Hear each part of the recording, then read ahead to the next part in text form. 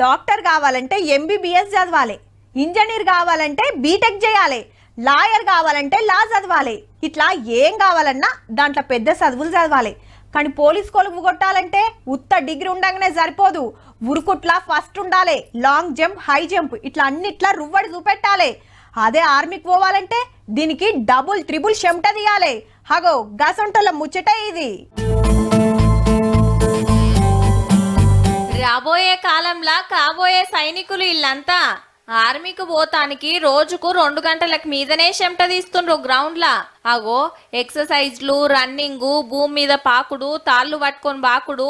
ఎప్పుడు సెలక్షన్స్ పెడతారా, ఎప్పుడు భారత సైన్యంలో చేరదామా అని ఎయిటింగ్ చేస్తున్నారు. త్రివిధ దళాలలో షరీక్ అయితానికి కరీంనగర్ లో ఓ డిఫెన్స్ కోచింగ్ సెంటర్ లో కోచింగ్ తీసుకుంటుర్రంతా.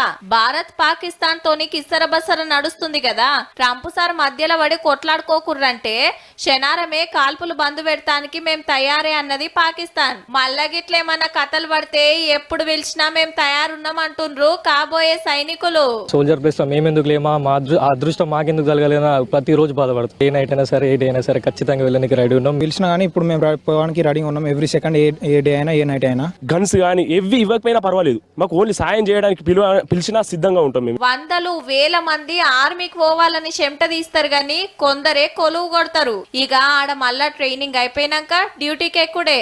కానీ అంత అలకగేం కాదుల్లో. ఒక రోజు రెండో రోజు ప్రాక్టీస్ చేస్తే ఇది అయిపోదు కాదు.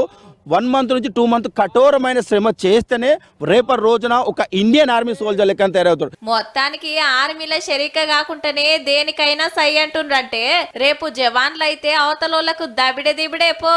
మీరంతా చెప్పున్నే ఆర్మీలో అడుగు పెట్టాలని కోరుకుంటా. ఆల్ ది బెస్ట్ అన్నలు.